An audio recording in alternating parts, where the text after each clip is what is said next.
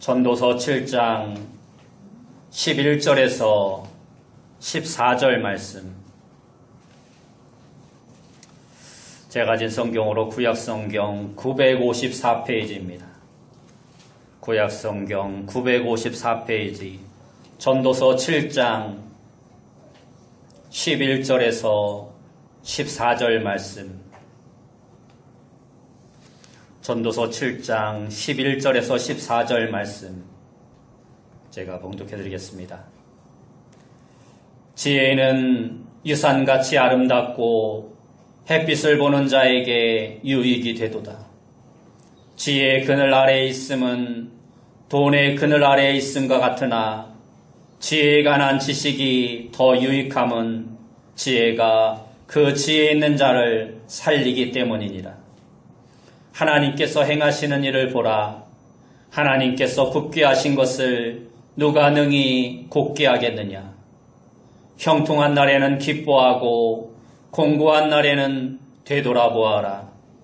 이 두 가지를 하나님이 병행하게 하사 사람이 그의 장래의 일을 능히 헤아려 알지 못하게 하셨느니라. 아멘. 우리 옆에 분들과 인사합시다. 만나서 반갑습니다. 다시 한번 인사합시다. 오늘도 큰 은혜 받읍시다.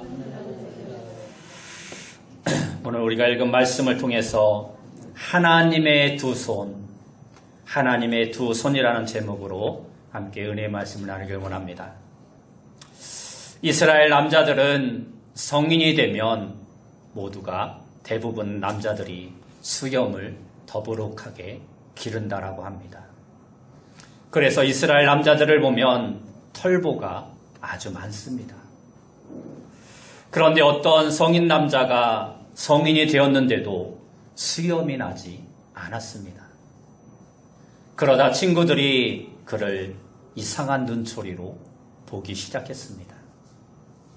이것은 그 남자에게 있어서 아주 심각한 고민거리가 되었습니다. 그래서 그는 스승인 랍비에게 찾아가서 자신의 고민을 털어놓았습니다. 선생님, 우리 아버지는 수염이 많은데 왜 저는 수염이 나지 않을까요? 사람들이 저를 이상하게 생각합니다. 랍비가 그 말을 듣고 곰곰이 생각하다가 이렇게 말합니다. 자녀들은 부모를 닮게 되어 있단다. 내가 수염이 없는 것은 아버지를 닮지 않고 어머니를 닮아서 그런 것 같다. 그러자 이 청년이 맞장구를 칩니다. 아, 그렇군요. 우리 어머님도 수염이 없습니다. 하고 말하는 것이었습니다. 여러분, 이러한 것이 바로 세상을 살아가는 지혜입니다. 우리가 순간순간 무엇을 말하고 또 어떻게 행동해야 하는지를 아는 것이 곧 지혜인 것입니다. 오늘 본문은 전도서의 말씀입니다. 이 전도서는 세상에 가장 지혜가 뛰어났다고 말하던 솔로몬 왕이 쓴 책입니다. 솔로몬은 전도서의 말씀을 통해 어떻게 하면 우리가 복된 인생을 살 수 있을까라는 질문에 지혜롭게 사는 것이라고 말씀하고 있습니다. 이처럼 우리가 세상을 어리석게 살지 않고 지혜롭게 사는 것은 참으로 중요한 일입니다. 오늘 본문의 말씀 또한 지혜에 대한 말씀입니다. 오늘 본문에서 보면 하나님의 두 손에 무엇이 있는지를 알고 살아가는 일이 곧 지혜라고 말씀하고 있습니다. 우리 그리스도인들이 보통 많이 오해하는 것이 한 가지가 있습니다. 그것은 누구든지 예수님만 믿으면 만사 형통한다라는 것입니다. 우리가 처음 예수를 믿을 때는 모든 것이 다 잘 되는 것 같이 보입니다. 그래서 소위 만사 형통하는 것처럼 느껴질 때가 있습니다. 그러나 시간이 지나면서 언제나 우리의 기대대로 우리의 생각대로 모든 것이 되는 것이 아님을 알게 됩니다. 예수님을 믿고 신앙생활을 잘해도 때로 시련이 있고 고난이 있습니다. 그러면 믿음이 약한 사람들은 때로 혼란에 빠질 때도 있습니다. 예수님 믿으면 만사형통한다더니 그게 아니네 하면서 원망하고 불평하고 그러다 교회를 떠나는 사람들도 많이 있습니다. 이렇게 생각하는 것은 하나님의 두 손에 무엇이 있는지 우리가 알지 못하기 때문입니다. 그래서 오늘 이 시간 하나님의 두 손에는 무엇이 있는지 말씀을 통해 함께 살펴보기를 원합니다. 그래서 어리석은 자처럼 이 세상을 원망과 불평으로 사는 자가 아니라 하나님의 축복 속에 하나님의 은혜 속에 살아갈 수 있는 그러한 삶의 모습이 우리에게 있어지길 원합니다. 먼저 하나님의 한 손에는 형통이 있습니다. 오늘 본문 14절 상반절을 보면 형통한 날에는 기뻐하고 라고 말씀하고 있습니다. 여기서 형통이라는 말은 히브리어로 토브라는 단어를 사용합니다. 이 말은 선하다, 잘된다라는 뜻을 말합니다. 하나님께서는 그의 자녀된 우리들에게 형통의 날을 선물로 주셨습니다. 그래서 하나님은 우리를 선하게 하시고 우리가 잘되게 해주셨습니다. 많은 분들이 살아가면서 하나님의 은혜를 체험하면 저마다 하는 말이 있습니다. 하나님은 나를 너무 사랑하시는 것 같습니다. 이 세상에서 나를 제일 사랑하시는 것 같습니다. 내가 기도하는 것마다 하나님께서 속히 응답해 주셨습니다. 하고 말을 합니다. 여러분도 이처럼 하나님의 풍성한 은혜를 체험하여 이러한 고백을 하는 귀한 성도님들이 다 되시기 바랍니다. 그렇다면 형통한 날에는 우리가 어떻게 해야 할까요? 본문의 말씀을 보면 형통한 날에는 기뻐하고 라고 말씀하고 있습니다. 여러분, 형통한 날에 기뻐하지 않는 사람이 어디 있겠습니까?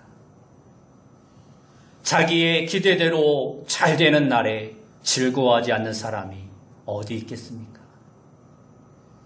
인간은 희노애락을 그 얼굴빛에 다 나타내게 되어 있습니다.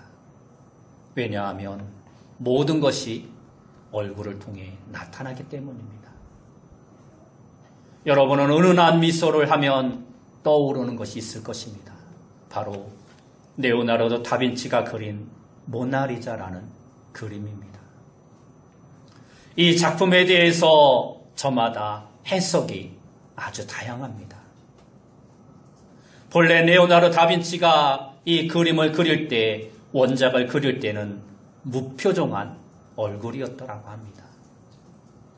그 증거로 이 그림의 입술을 가리고 그 그림을 보면 전혀 웃고 있지 않은 얼굴이라고 합니다.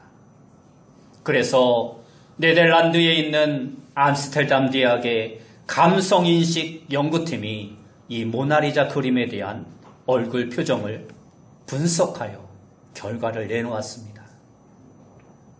그 결과는 83%가 행복한 표정, 9%가 어두운 표정, 그리고 2%가 화난 표정이었다고 합니다.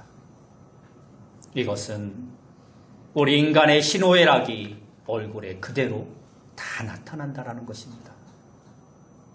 그러므로 형통한 날에는 기뻐하라고 하지 않아도 사람들은 자연히 기뻐하게 되어 있습니다. 그럼에도 불구하고 오늘 성경에서 형통한 날에는 기뻐하라고 말씀하고 있는 이유가 무엇일까요? 두 가지 이유, 그 이유를 찾아볼 수 있습니다. 첫째는 형통하게 해주신 하나님 때문에 기뻐하라는 것입니다. 우리는 보통 어떤 일이 잘 되면 잘된 그 일 때문에 기뻐하고 즐거워합니다. 예를 들어서 회사 내에서 승진을 하면 사람들은 보통 그 승진한 이유 때문에 기뻐하고 즐거워하고 축하를 해줍니다. 그러나 우리 그리스도인들은 무엇 때문에 진정으로 기뻐해야 합니까? 바로 하나님께서 우리를 승진하게 해 주셨기 때문에 기뻐하고 감사하는 자가 되어야 합니다. 그래서 하나님께 감사하고 하나님께 감사헌금도 드리는 것입니다. 시편 103편의 말씀을 보면 다윗은 내 영혼아 여호와를 송축하라. 내 속에 있는 것들아 다 그의 거룩한 이름을 송축하라. 내 영혼아 여호와를 송축하며 그의 모든 은택을 잊지 말지어다. 여호와는 긍휼이 많으시고 은혜로우시며 노하기를 더디하시며 인자하심이 풍부하시도다 하고 말씀하고 있습니다. 이 시는 아마도 다윗이 왕이 되자마자 초기에 쓴 시같이 보입니다. 넓은 들에서 양을 치던 목동에서 일약 한 나라의 왕이 되었으니 얼마나 기뻤겠습니까? 회사에서 한 자리만 승진을 해도 기쁜 일인데 단번에 사람이 올라갈 수 있는 최고의 자리까지 올라갔으니 그 기쁨은 말할 수 없을 것입니다. 그런데 다윗은 그 기쁨의 이유를 하나님의 긍휼과 은혜와 인자 때문이라고 고백하고 있습니다. 하나님의 긍휼은 우리를 불쌍히 여기시는 하나님의 마음이요. 하나님의 은혜는 받을 수 없는 은혜를 사람에게 거저주시는 하나님의 호의요. 하나님의 인자는 하나님의 변함없는 사랑을 말하는 것입니다.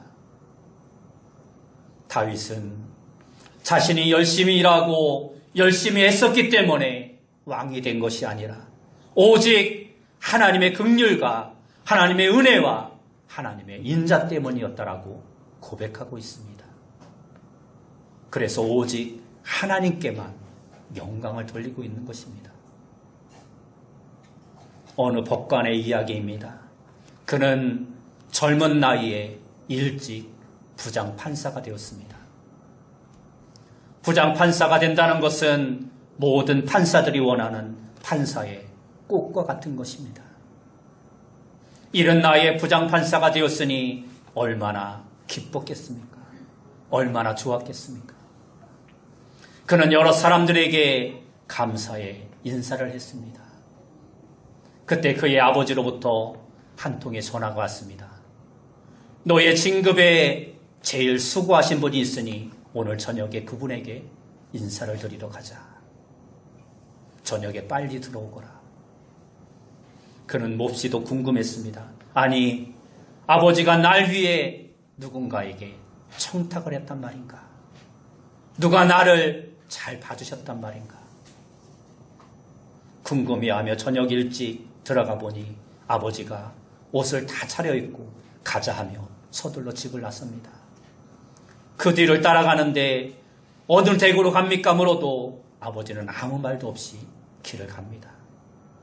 그저 말없이 앞서갑니다. 그러다가 아버지의 발걸음이 멈춘 곳이 있습니다. 그곳이 어디였을까요? 그렇습니다. 바로 하나님의 집, 교회였습니다. 두 사람은 교회에 들어가서 하나님께 감사의 기도를 드렸습니다. 이것이 바로 형통케 해주시는 하나님 때문에 기뻐하는 성도의 참된 모습인 것입니다. 둘째는 형통할 때에 선하게 살라는 말씀입니다. 형통한 날에는 기뻐하고라는 말씀에서 기뻐하다라는 히브리 단어는 선하게 살라라는 뜻도 있습니다. 이러한 뜻으로 보면 형통할 때는 기뻐하라는 말은 형통할 때는 선하게 살라라는 뜻이기도 한다는 말씀입니다. 우리가 물질적으로 형통할 때 어떻게 살아야 합니까? 그것을 가지고 성교하고 구제하고 그렇게 선하게 살라는 말씀입니다. 또한 우리가 건강할 때는 어떻게 살아야 합니까? 주님의 몸된 교회를 위해서 헌신하고 봉사하며 살라는 것입니다. 그런데 사람들은 형통할 때 교만하기 쉽습니다. 형통할 때 방탕하기 쉽습니다. 영국의 메리 여왕은 피의 여왕이라는 별명으로 유명합니다. 그는 당시 수많은 성도들을 잡아 처형하고 옥에 가두었습니다. 그러나 성도들은 그러한 핍박에도 불구하고 자신들의 신앙을 지키다 순교를 당하거나 감옥에 갇혔습니다. 당시 그들의 신앙은 너무나 뜨겁고 너무나 좋았습니다. 그런데 얼마 후에 메리 여왕이 물러나고 감옥에 갇혔던 사람들이 저마다 다 풀려났습니다.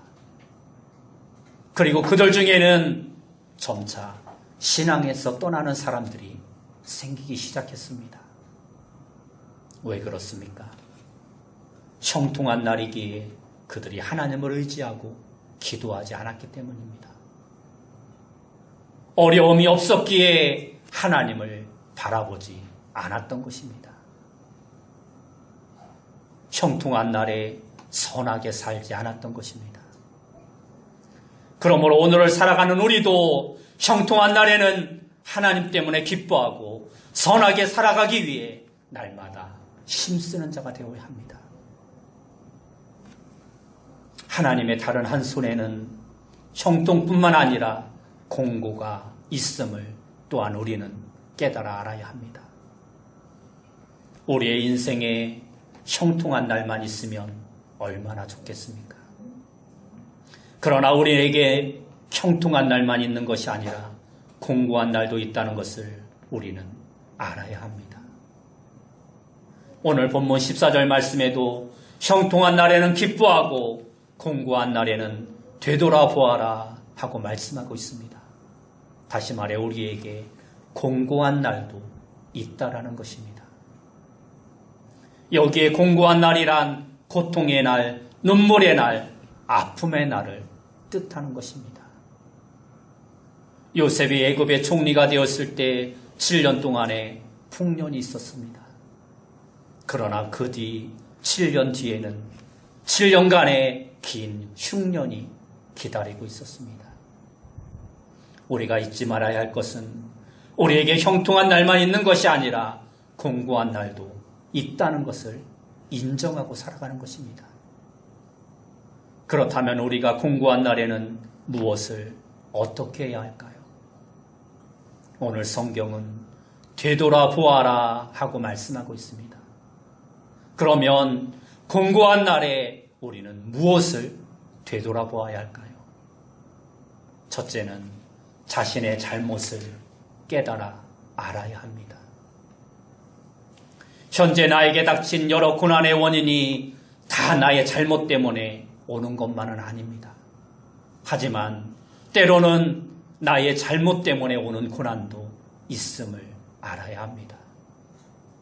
그러므로 우리가 살아가면서 어려움이 닥치면 내가 무엇 때문에 내가 무엇을 잘못했지 이렇게 먼저 자신을 되돌아보는 것이 필요합니다. 예를 들어서 우리가 갑자기 배가 아프면 우리는 보통 어떤 생각을 합니까? 지난 날을 되돌아봅니다. 내가 어제 무엇을 먹었지? 혹시 잘못된 것을 먹진 않았나? 음식이 상하진 않았나? 생각을 해봅니다. 이와 마찬가지입니다. 내가 무엇을 잘못해서 나에게 이러한 일이 생길 것인가?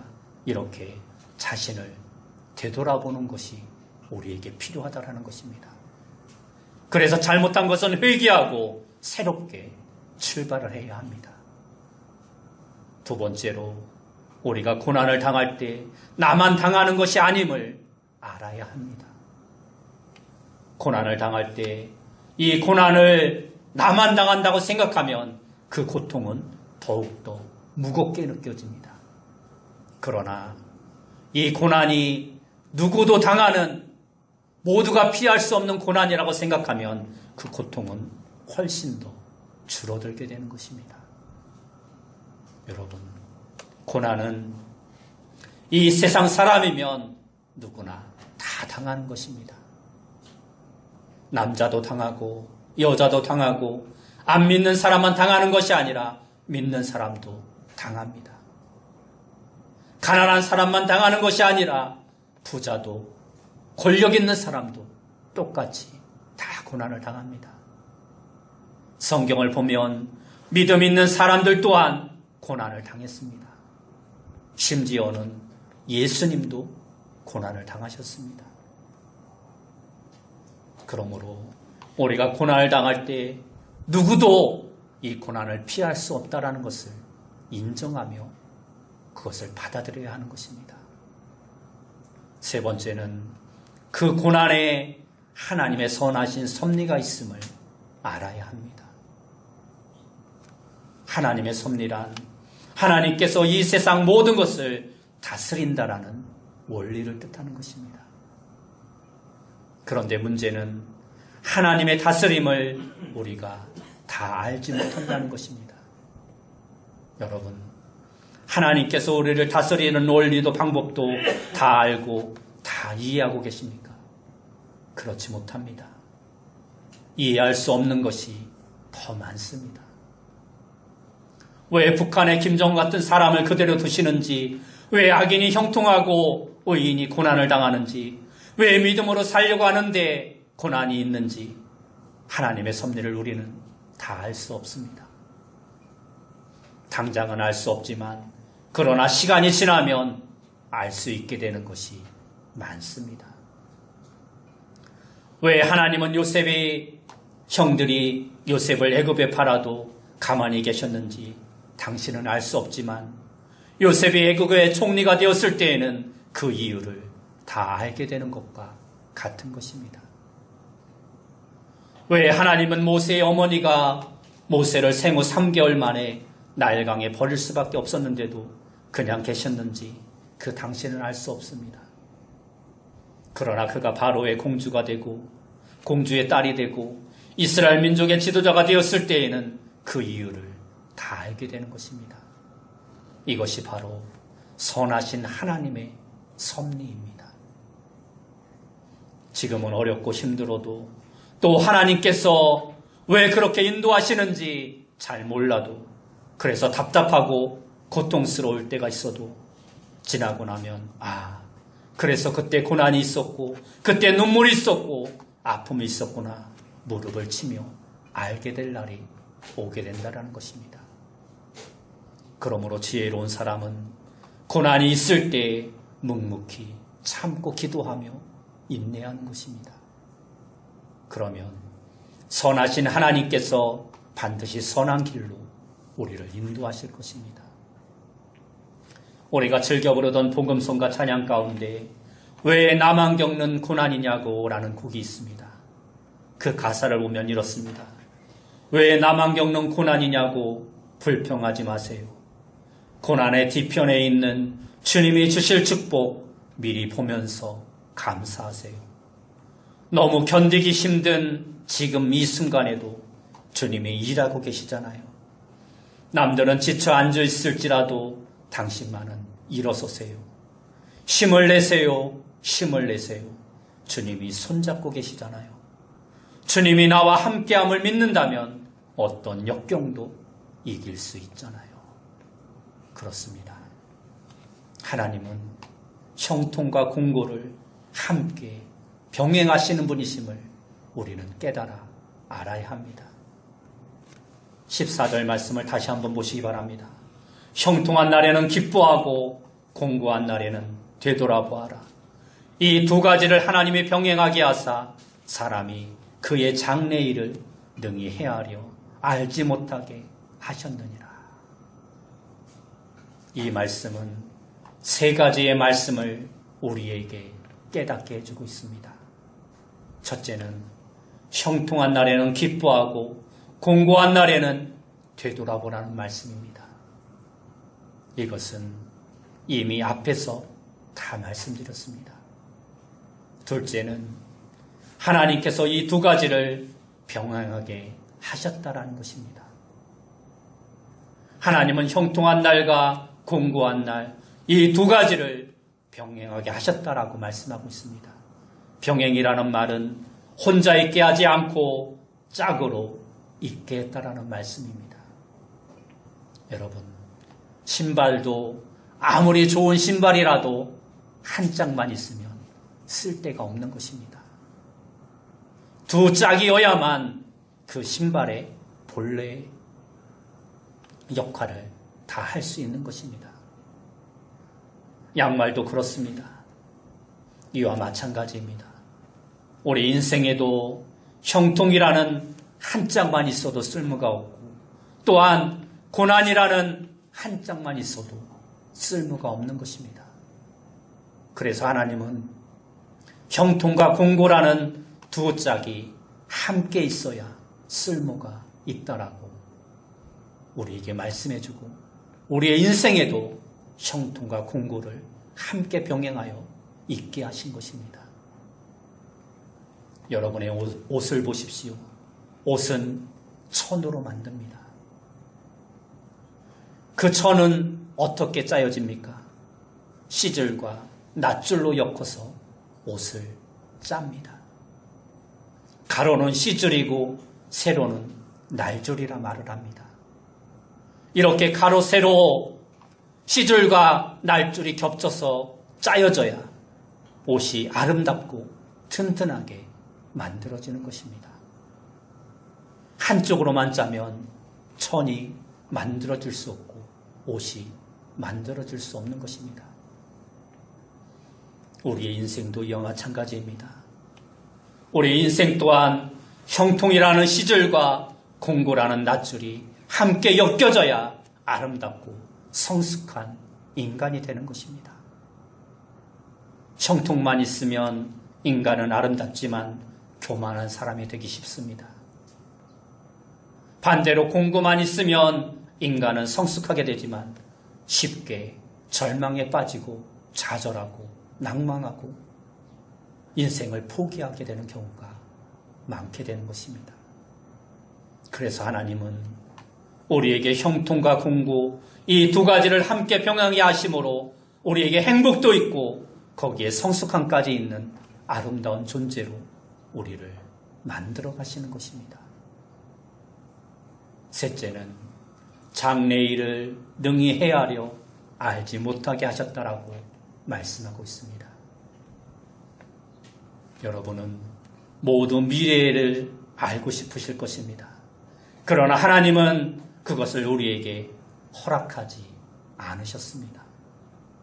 다시 말해 그것은 하나님의 주권 아래 있다라는 것입니다. 미래의 일들은 우리가 할 수 있는 일이 아니라 하나님의 소관 안에 있다라는 것입니다. 그러므로 우리는 현재에 충실한 사람으로 하루하루를 살아가면 되는 것입니다.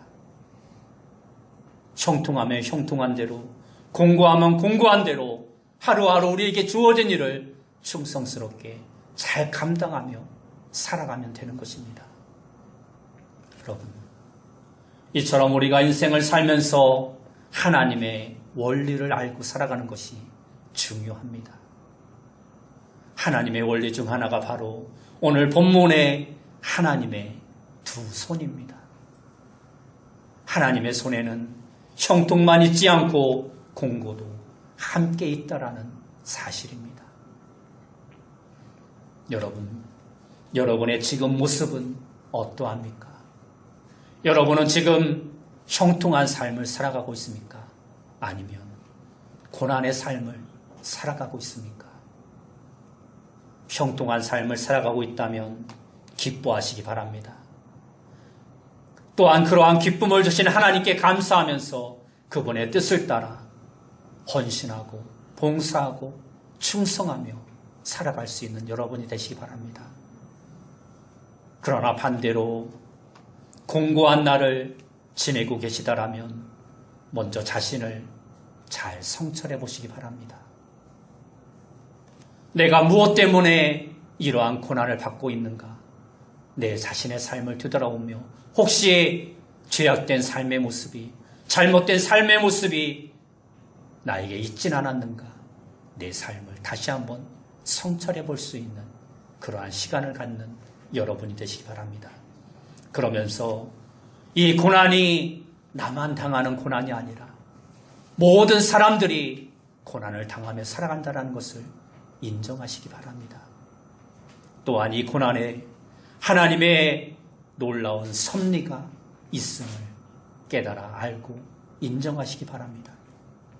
비록 지금은 고난을 당하지만 이 고난 뒤에 하나님의 귀하신 섭리 가운데 놀라운 축복의 통로가 있음을 인정하면서 믿음으로 기도하며 인내하며 하루하루를 견디시는 귀한 성도님들이 다 되시기 바랍니다.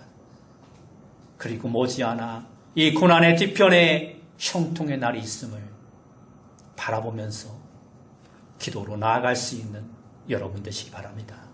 그러면 하나님께서 반드시 여러분들에게 속히 선한 길로 인도해 주실 것입니다. 이제 이러한 하나님의 두 손의 법칙을 기억하셔서 여러분들의 인생이 날마다 승리하는 인생, 하나님이 주시는 축복 가운데 형통한 삶을 살아가는 귀한 성도님들이 다 되시길 예수님의 이름으로 축원합니다. 기도하겠습니다. 사랑하는 주님, 우리가 인생을 살아가면서 어리석은 자로 살아가는 자가 되어지지 않게 하시고 하나님이 주시는 지혜로 우리에게 형통과 때로는 고난이 있음을 인정하며 하나님의 뜻을 믿고 기도하며 살아갈 수 있는 귀한 성도들 다 되어질 수 있도록 인도하여 주옵소서. 현재 형통한 삶을 살아가는 성도님들이 있습니까?